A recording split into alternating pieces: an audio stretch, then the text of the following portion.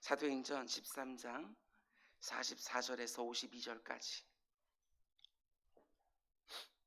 44절에서 52절까지 말씀 우리 한 절씩 교독하겠습니다. 그 다음 안식일에는 온 시민이 거의 다 하나님의 말씀을 듣고자 하여 모이니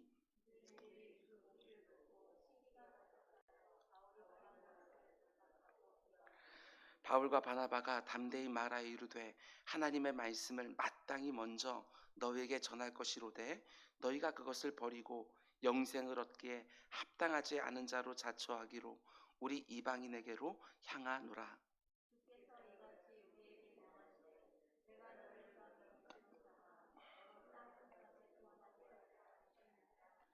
이방인들이 듣고 기뻐하여 하나님의 말씀을 찬송하며 영생을 주시기로 작정된 자는 다 믿더라. 이에 유대인들과 경건한 귀부인들과 그 신의 유력자들을 선동하여 바울과 바나바를 박해하게 하여 그 지역에서 쫓아내니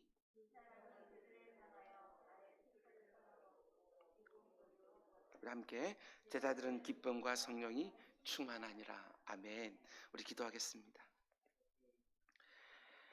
사랑해 주님 감사합니다. 설 명절 아침에 사랑하는 주의 백성들과 함께 새벽을 깨우게 하신 거 주여 진정으로 감사를 드립니다.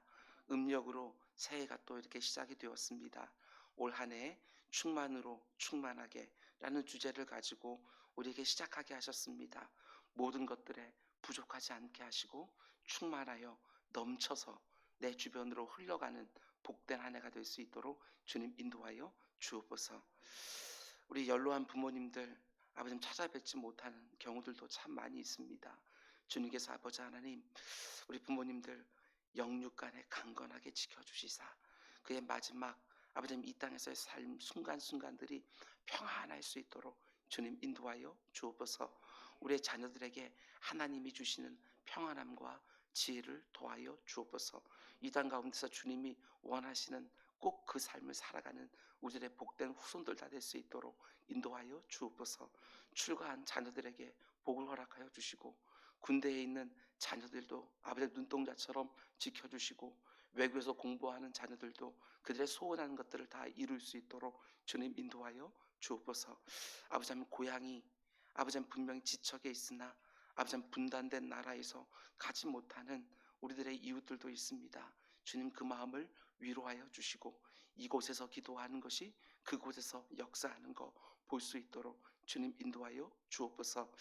설 연휴지만 아버지 하나님 오늘도 이곳저곳에서 맡은 일들을 충성스럽게 감당하는 분들도 있습니다. 주님께서 모든 의료진들을 주님께서 주장하여 주시사 이렇게 어렵고 힘든 때에 그들의 수고하는 모든 것들이 효력 있게 주님 인도하여 주시옵소서. 아버지 쉬지 못하는 아버지 모든 심령들도 주님께서 위로하여 주시사 아버지 맡은 일을 충성스럽게 감당할 때 그 가운데 하나님께 주시는 위로함들이 이곳저곳에서 있게 하여 주옵소서. 명절 대목이 되지 못하고 아버지 하나님 또한 이것저것으로 아버지 그 맡은 사업장들을 아버지 어떻게든 유지하려고 애를 쓰는 분들도 있습니다. 주님 속히 모든 환경들 나아지게 하여 주시사 점점점 일상으로 돌아가는 우리 모두가 될 수 있도록 주님 인도하여 주옵소서. 하늘의 모든 신령한 복과 이 땅에 있는 모든 기름진 복으로 주의 백성을 풍성케 하여 주옵소서. 이 모든 말씀 예수님의 이름으로 기도드렸습니다. 아멘. 아멘. 여러분 한 분 한 분 새해 복 많이 받으시기 바랍니다. 우리 옆에 있는 분들과 서로 잠깐 눈인사라도 좀 할까요? 새해 복 많이 받으십시오 하는 마음 담아서 그 어느 때보다 조촐하지만 그 어느 때보다 마음 가운데 여러분들 향한 기쁨도 충만합니다. 언제나 하나님의 말씀과 기도로서 우리들의 삶이 복되기를 주님의 이름으로 다시 한번 축복합니다. 오늘은 사도행전 강의 82번째 시간입니다. 오늘 말씀의 제목은 영생을 주시기로 작정된 자는 다 믿더라 라는 제목으로 말씀 전하도록 하겠습니다. 오늘 설교 말씀이 설날 당일 메시지로는 잘 안 맞는 것처럼 보이지만 그러나 말씀을 묵상하다 보니까 이 말씀도 하나님께서 때를 맞춰 우리들에게 주시는 은혜의 말씀이다 이런 생각을 또 해보게 되었습니다. 영생을 주시기로 작정된 자는 다 믿더라. 우리는 지난 몇 시간 동안 사도 바울이 비시디아 안디옥에서 설교한 내용을 함께 묵상을 했습니다. 그러면 그 설교가 끝났을 때 어떤 일이 일어났는가? 그게 바로 오늘 본문의 내용입니다. 예수 그리스도의 복음이 비시디아 안디옥이라는 도시에 증거되었을 때 그 가운데 과연 어떤 일들이 일어났느냐? 오늘 본문은 이렇게 시작합니다. 44절. 그 다음 안식일에는 온 시민이 거의 다 하나님의 말씀을 듣고자 하여 모이니. 이 본문 바로 앞에 있는 42절은 이렇게 말합니다. 그들이 나갈새. 사도 바울과 바나바가 회당에서 설교를 마치고 나갈 때에 사람들이 청했다고 합니다. 뭐라고 청했지요? 다음 안식일에도 이 말씀을 전해달라고 그렇게 청한 것이지요. 사도 바울의 설교를 들은 사람들이 다음 안식일에도 이 말씀, 똑같은 말씀을 전해달라고 부탁을 한 것입니다. 그러면 생각해 보시기 바랍니다. 지난 안식일 날 바울의 설교를 들은 사람들이 다음 안식일에도 또 말씀을 전해달라고 부탁을 했습니다. 그래서 바울이 그 다음 안식일에 회당에 또 갔더니 비시디아 안디옥에 살고 있는 거의 모든 사람들이 회당으로 몰려든 것입니다. 그러면 지난 한 주간 동안 비시디아 안디옥에서 어떤 일이 벌어졌겠나 라는 것이지요. 여기서 회당은 유대인들이 모여서 예배드리는 곳입니다. 지금 이곳은 비시디아 안디옥 이방 땅인데 그곳에서 살고 있는 유대인들이 모여서 하나님을 예배하는 곳이 바로 회당입니다. 그런데 그곳에는 유대인들만이 아니라 하나님을 경외하게 된 이방인들 몇 명도 모여서 예배를 드리다가 사도 바울의 설교를 들은 것이지요. 아마도 이들이 큰 은혜를 받은 것 같습니다. 그래서 바울에게 부탁을 하지요. 다음 안식일에도 이곳에 와서 똑같은 설교를 한번 더 해달라고. 그리고 일주일이 지났는데 오늘 말씀 보니까 어떻게 되었느냐? 그 도시에 살고 있는 거의 모든 사람들이 회당 앞으로 몰려왔다. 이렇게 말을 합니다.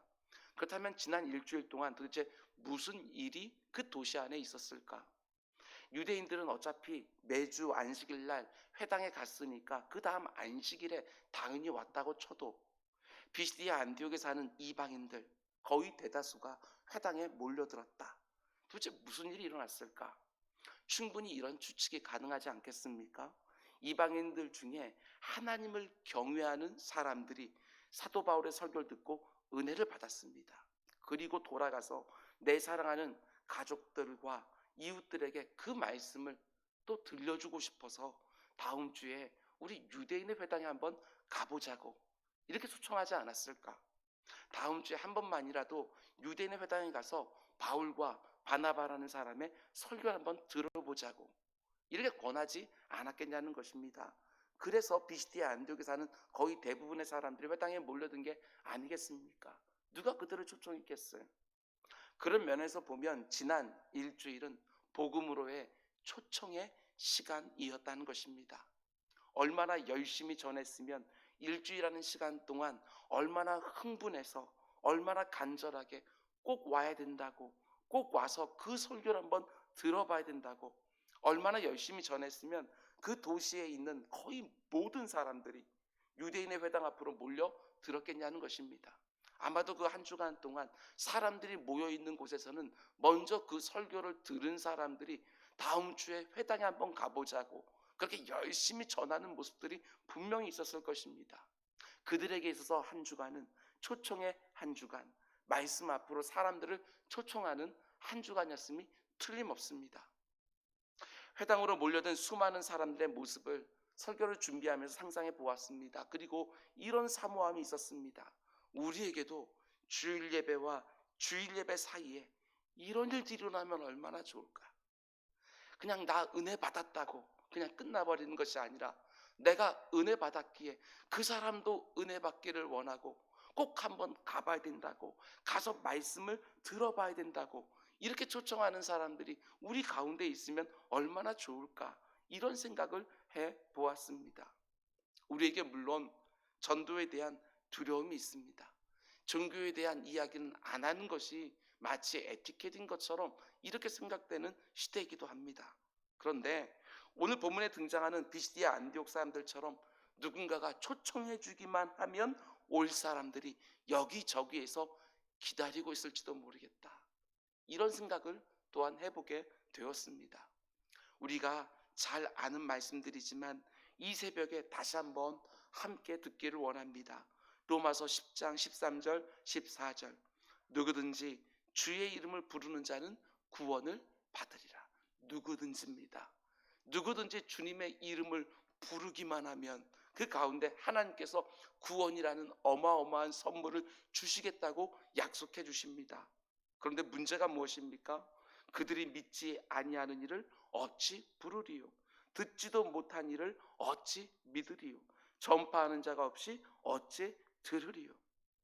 주의 이름을 부르기만 하면 모든 자들이 구원을 받는데 전파하는 자가 없이 그들이 어떻게 주의 이름을 알며 그 이름을 믿을 수 있으며 그 이름을 부를 수 있겠느냐고 우리에게 이 사명 감당하라고 말하고 있는 것이지요.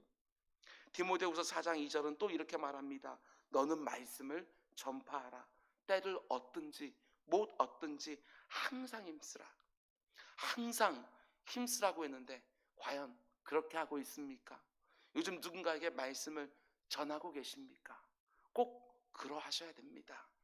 거의 모든 비시디 안디옥 사람들이 단 일주일 동안 말씀의 초청을 받고 회당으로 몰려든 사건이 우리에게도 이 땅 가운데도 일어나면 얼마나 좋을까?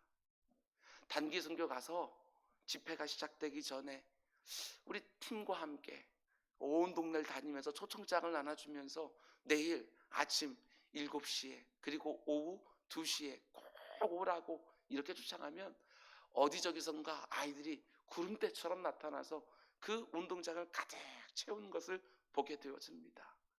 이제는 이 땅에서 그런 일은 더 이상 벌어지지 않는 것인가?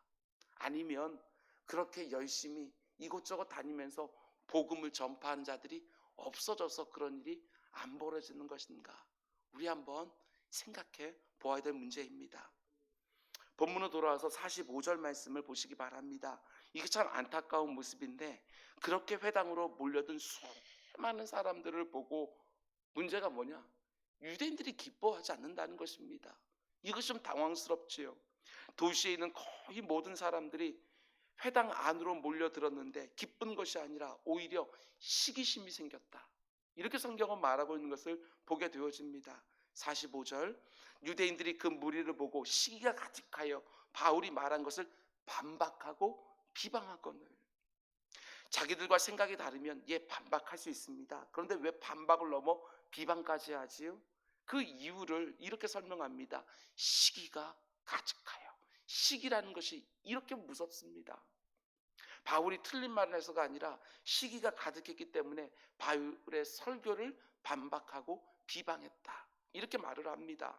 왜 시기가 가득했겠지요? 자기들은 그렇게 못하거든요.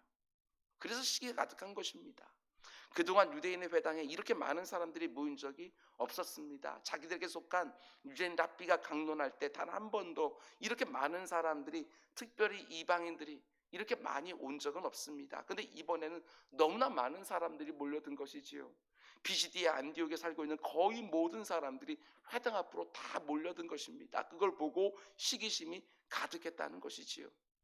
시기심은 기뻐할 일도 분노하게 만드는 것을 보게 되어집니다. 이게 안타깝지요.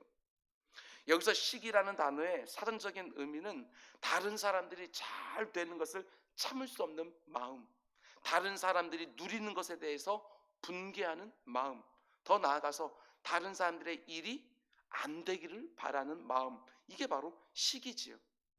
그런데 이 시기라는 단어를 문자적으로만 보면 나쁜 의도를 가지고 악의를 가지고 누군가를 바라본다, 이런 뜻을 가지고 있습니다.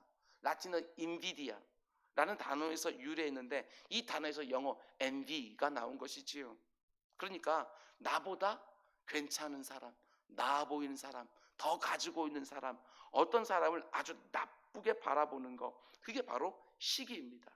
예를 들면 모차르트의 재능을 바라보는 그의 스승 살리에르의 바라보는 눈, 그게 바로 시기하는 눈이지요.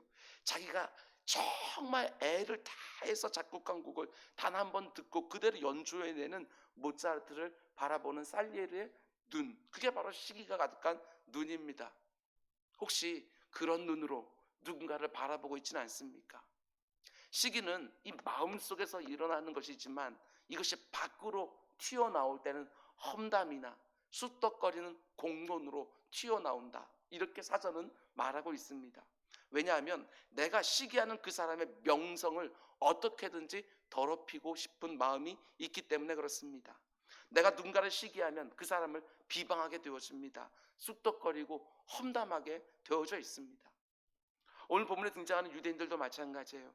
마음에 시기심이 가득하니까 사도 바울의 설교를 반박하는 것을 넘어서 비방하는 자리까지 나아가는 것이지요. 혹시 요즘 누군가를 시기하는 분이 혹시 없습니까? 이렇게 명절날 이번엔 만나지 못하지만 그렇게 가서 친지들 만나면 나도 모르게 마음이 불편해지는 그런 분들이 있을지 모르겠습니다. 절대로 내가 그 사람을 시기한다는 것을 인정하고 싶지는 않지만 어떻게든 그 사람이 하는 일을 깎아내리고 그 사람의 평판에 흠집을 내고 싶은 마음이 혹 없느냐는 것입니다. 정말 조심하셔야 됩니다. 성경이 절대로 시기를 가볍게 다루지 않습니다. 명백한 죄라고 말하는 것이지요. 시기하는 사람들의 결국이 결코 좋지 않았습니다. 아벨을 시기한 가인이 망했지요. 다윗을 시기한 사울 왕도 망했습니다. 요셉을 시기한 형제들이 어려움을 당한 것을 보게 되어집니다. 오늘 본문도 보면 참 안타깝습니다. 아니, 하나님을 예배하는 그 회당에 이방인들이 말씀을 듣겠다고 이렇게 많이 몰려들었으면 얼마든지 기뻐할 수도 있을 것 같은데 기쁨이 아니라 시기가 가득한 것입니다. 야고보서 3장 16절은 이렇게 말하지요. 시기와 다툼이 있는 곳에는 혼란과 모든 악한 일이 있습니다. 시기가 결코 가벼운 죄가 아닙니다. 혼란스러워지고 거기서 수많은 악한 일들이 쏟아지는 것이지요. 베드로전서 2장 1절은 또한 이렇게 말합니다. 그러므로 모든 악독과 모든 기만과 외식과 시기와 모든 비방하는 말을 버려라. 시기와 비방을 버리고 누군가가 잘 되었을 때 흔쾌히 박수 쳐주며 축하할 수 있는 넉넉한 마음들이 우리 가운데 있기를 주님의 이름으로 축원을 드립니다. 그럼 이제 마지막 세 번째로, 지금 시기심이 가득해서 자신을 비방하는 유대인들 향해서 사도 바울이 이렇게 말을 합니다. 어제 잠깐 묵상했던 구절인데 46절 말씀 함께 읽겠습니다. 46절 시작. 바울과 바나바가 담대히 말하여 이르되 하나님의 말씀을 마땅히 먼저 너희에게 전할 것이로되 너희가 그것을 버리고 영생을 얻기에 합당하지 않은 자로 자처하기로 우리가 이방인에게로 향하노라. 굉장히 중요한 말씀입니다. 영생을 얻기에 합당하지 않은 자로 자처했다. 유대인들이 그 복음을 거절한 것입니다. 복음을 전하는 바울의 일행을 비방했어요. 그런데 그 모습이 바로 영생을 얻기에 합당하지 않은 자로 스스로 자처한 모습이라고 말한 것입니다. 영생을 얻을 수 있는 기회가 활짝 열려 있는데 그들 스스로 그 기회를 차버린 것입니다. 누가? 유대인들 스스로 하나님이 주시려고 하는 영생을 차버렸다. 그런데 이어지는 48절 말씀 보면 이렇게 기록되어 있어서 우리가 조금 혼란하기도 합니다. 48절 말씀 보세요. 이방인들이 듣고 기뻐하여 하나님의 말씀을 찬송하며 영생을 주시기로 작정된 자는 다 믿더라. 이게 왜 혼란스럽지요?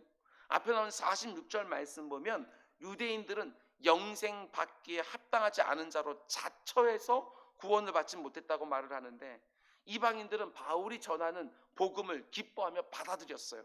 그러면 그렇게 받아들인 자들은 다 구원을 받았다고 말을 해야 될 것 같은데 뭐라고 말하지요? 영생을 주시기로 작정된 자는 다 믿더라.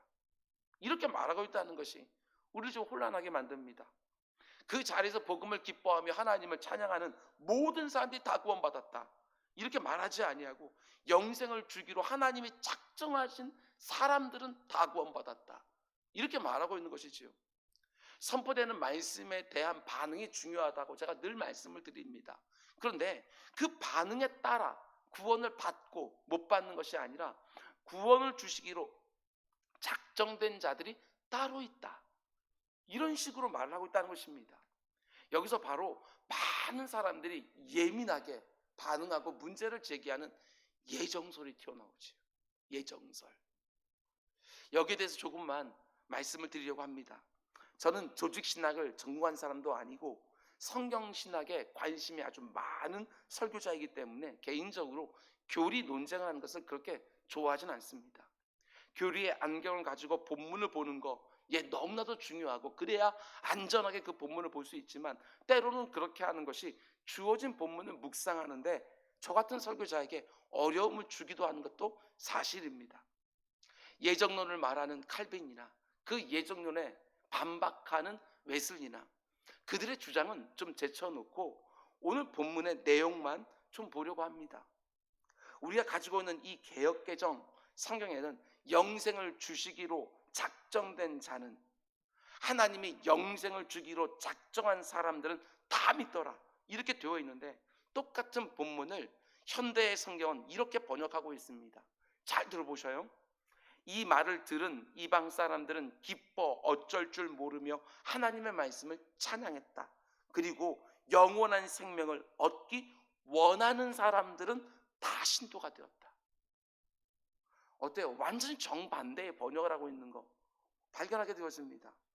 우리가 가지고 있는 개역개정 성경을 보게 되었으면 마치 영생을 주시기로 작정된 자들이 따로 있는 것처럼 보이고, 현대 성경 번역을 보게 되었으면 영생을 얻기 원하는 사람들, 자기가 원하는 사람들은 다 신도가 되었다 이렇게 되어 있는 거예요. 하나는 믿기로 작정된 자들, 또 하나는 믿기를 원하는 자들. 번역이 이렇게 다릅니다. 그러면 영어 성경은 또 어떻게 되었느냐? 제가 어저께 이런저런 번역들을 좀 살펴보았습니다. 영어 성경 번역을 놓고 보면 또 반으로 갈라집니다. 영어 성경에도 개역개정 성경처럼 번역하는 성경이 있고, 그리고 현대 성경처럼 번역하는 번역본들이 또 따로 있습니다.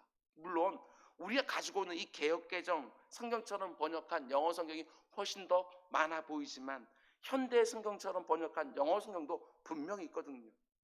똑같은 본문인데 한쪽은 구원받을 자가 이미 예정되어 있는 것처럼, 또 한쪽은 구원받기를 원하는 자는 다 구원을 받을 수 있는 것처럼 그렇게 번역하고 있는 것이지요. 다시 한번 말씀드립니다. 제가 어떤 교리, 어떤 주의 이런 건 다 내려놓고 오늘 본문만 놓고 말씀을 드립니다.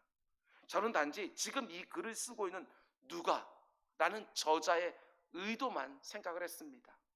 하나님이 작정한 사람이 따로 있다고 말하는 것이 좋을까? 아니면 영생을 받기를 원하는 사람은 다 믿었다고 말하는 게 좋을까? 신학적으로 보면 저는 분명히 칼빈의 예정론을 믿습니다. 그래서 첫 번째 번역이 맞다고 생각을 하지만 오늘 본문의 문맥만 놓고 보면, 아니 사도행전 전체의 흐름을 놓고 보게 되어지면 두 번째 번역이 맞다고 생각할 수도 있겠다 이렇게 묵상을 했습니다. 이런 생각을 해보았지요. 지금 이 사도행전을 기록하고 있는 누가는 영생을 얻기로 작정된 자는 다 믿더라 이 표현을 통해서 뭘 보여주려고 하느냐, 저는 이렇게 묵상을 했습니다. 누가는 지금 다른 그 무엇보다도 하나님의 마음이 어떠한지를 보여주고 싶구나 이런 생각을 해보았습니다. 그때 무슨 신학이 제대로 성립되어 있는 것도 아니고 누가가 성령의 감동하심으로 하나님의 마음이 지금 어떠한지, 지금 이 복음을 듣는 사람들을 향한 하나님의 마음이 어떠한지 그것만 생각해 있구나 이런 생각을 해보았습니다. 하나님의 마음은 무엇입니까?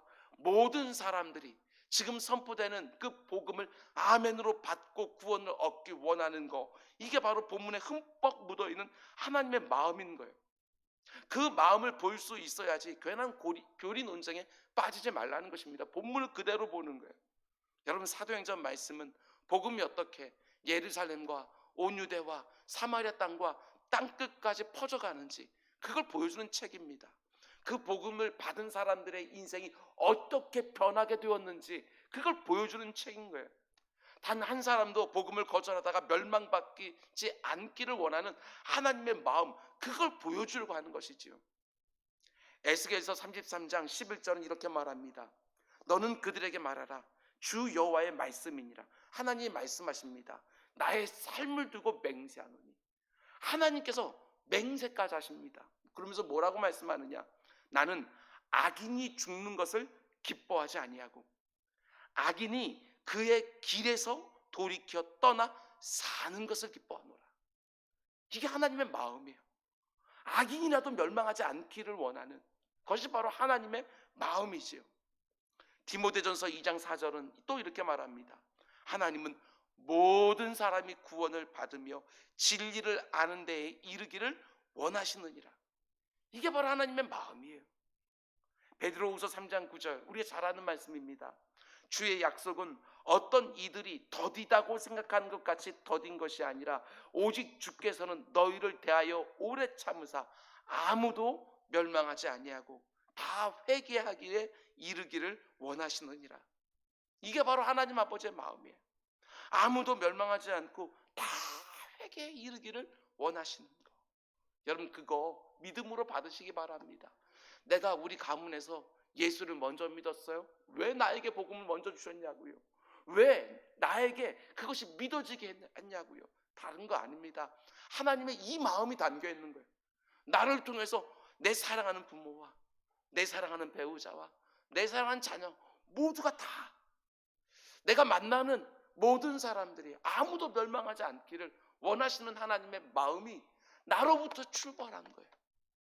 이걸 우리가 받을 수 있어야지요. 오늘 본문에서 교리 논쟁을 하는 건 어리석은 일이에요. 하나님의 마음이 어디에 있는지 그걸 볼 수 있어야지요. 하나님의 이 마음을 가지고 때를 얻든지 얻지 못하든지 누구를 만나든지 복음을 전하고 싶어 하는 거, 내 사랑하는 가족들에게, 친지들에게, 이웃들에게 복음을 전하고 싶어 하는 거, 이것이 우리의 마음이 되기를 원하시는 것이지요. 사도행전을 우리가 묵상해 나가고 있는데 이 마음을 보지 못하면 사도행전은요, 우리가 아무리 그 안에 내용들을 자세하게 강의한다 할지라도 헛것이지요. 하나님의 이 마음을 아셔야 돼요. 복음이 어떻게 퍼져나기를 원하는지, 그 복음을 받은 사람들의 인생이 어떻게 변하게 되었는지, 그 가운데 하나님의 마음이 무엇인지 그걸 발견할 수 있어야 한다는 것입니다. 특별히 오늘 본문에서 왜 누가가 영생 얻기로 작정된 자는 다 구원을 받았다 이렇게 말을 하느냐, 이거는 칼빈이나 웨슬레의 말을 주장 갖다가 뒷받침하려는 그런 구절이 아니고 누가의 마음은 이런 거예요. 결국 사도 바울의 일행이, 우리가 월요일날 새벽에 보겠지만 결국 이 비시디아 안디옥에서요 사람들에게 박해를 받다가 쫓겨나게 되어집니다. 겉으로 보게 되어지면 영혼 구원 사역이 실패한 것처럼 보여요. 그런데 누가가 뭐라고 말합니까? 그런 시기와 거절과 비방과 박해 속에서도, 그 가운데 속에서도 복음을 받아들이고 구원받는 사람들이 있었노라고. 뒤집어서 말하게 되었으면 그 가운데 속에서도 하나님께서 구원하시려고 했던 사람들은 다 구원하셨노라고. 그러니 낙심하지 말라고. 그러니 내가 여기서 시기와 거절과 비방과 박해를 받고 쫓겨났다 할지라도 마음 약해지지 말고 다른 마음을 가서도 또 복음 증거하라고. 거기도 하나님께서 미리 예비해 놓으신 사람들이 있다고. 너희들이 지금 방문해서 복음을 증거할 때 그 가운데 복음을 믿어 하나님의 택정받았다는 것을 스스로 깨닫게 되어지는 사람들이 또 있을 테니까 마음 주저하지 말고 또 가서 복음 전하라고. 이런 마음으로 여기에서 바울아, 바나바야, 낙심하지 마라. 여기서도 하나님이 구원 주기로 작정한 사람들은 다 믿었다.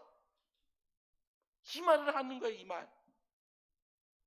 여러분, 우리는 누가 구원을 받았느냐, 받지 못했느냐, 누가 하나님의 예정 가운데 있느냐, 없느냐, 여러분 이거 따지는 사람들이 아닙니다. 그건 어느 누구도 따질 수가 없어요. 우리는 복음을 전하라고 했으니까, 만민에게 복음을 전하라고 했으니까 복음을 전하는 것 뿐이지요. 이런 구절들을 가지고 예정론을 가던 시비를 가지고 한때 유럽 사회는 여러분 선교하지 않았습니다. 하나님께서 구원하기로 작정한 자들은 다 구원할 것이다 라고 이렇게 말하면서 선교하지 않았어요. 그런데 그걸 누가 판단합니까? 하나님이 복음 전하라고 말했으니까 복음 전하는 것이지요. 나를 통해서 하나님의 구원에 작정된 사람들이 돌아오게 될, 아버지 그런 영혼들이 있다고 믿고 나는 기회를 얻든지 못 얻든지 가서 복음을 전하는 것이에요. 낙심하지 말고 복음을 전하는 거예요. 하나님께서 구원하기로 작정된 자들이 있고 나를 통해서 그 복음을 듣게 할 자들이 있다고 믿고 결코 낙심하지 않고 또 가서 증거하고 또 가서 증거하고 또 가서 증거하고, 아무리 시기하고 거절하고 비방하고 박해한다 할지라도, 나를 내어 쫓는 경우가 있다 할지라도 그것 가지고 낙심하지 말고 복음을 또 전하라고, 이런 본문을 보여주는 것이지요. 여러분, 나를 통해서 복음을 듣고 하나님 앞에 나와 영생을 얻기로 작정된 자들이 또한 있는 줄 알고, 오늘 이 설날 찾아뵙지는 못해도 전화드릴 거 아니겠습니까? 그럼도 전화 걸어서 복음을 전할 수 있는 기회를 얻고, 신앙생활을 이미 시작하신 분이 있다고 한다면 다시 어떻게 신앙생활을 하고 있는지 점검하고, 이것들이 바로 오늘 이 설교를 듣게 하신 하나님의 마음이 아닐까, 이런 생각들을 또 하게 되었습니다. 결코 복음 전하다 낙심함이 없이 복음을 끊임없이 전하는 일에 쓰임받는 우리 모두가 되기를 주님의 이름으로 축원드립니다. 기도하겠습니다. 사랑의 주님, 오늘 설 명절입니다. 그 어느 때보다도 우리에게 허락하신 그 가족들이 소중하다는 거, 아버지 다시 한번 되새기게 되어서는 명절입니다. 너무나 소중하기에 아버지 하나님, 복음 전하는 우리 모두가 될 수 있도록 인도하여 주옵소서. 예수 그리스도 안에서 누리는 이 세상이 주지 못하는 평안함과 기쁨, 내 모든 친지들까지 다 누리는 일에 나를 사용하여 주옵소서. 오늘 이 새벽에 또 기도합니다. 우리에게 지혜를 더하여 주시고 마음의 담력 허락하여 주셔서 오늘도 주의 사랑하는 백성들 통하여 이곳저곳에서 이제는 복음을 더 이상 전할 수 없다라고 하는 사회 분위기가 팽배한 이 가운데 속에 아버지 하나님, 교회를 향한 이렇게 사람들의 아버지 하나님 뾰족뾰족한 마음들이 가득한 지금 이 상황 가운데 우리 교회들이 입이 10개라도 할 말이 없어서 움츠러들 수 있는 바로 이 시대에 사랑하는 주의 백성들을 통하여 그 가족부터 그 친지들에게 또한 복음이 끊임없이 낙심함 없이 증거되어지는 또 한 날 될 수 있도록 인도하여 주옵소서.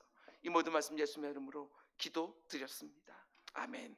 너희들께 기도하라. 하늘에 계신 우리 아버지, 아버지의 이름을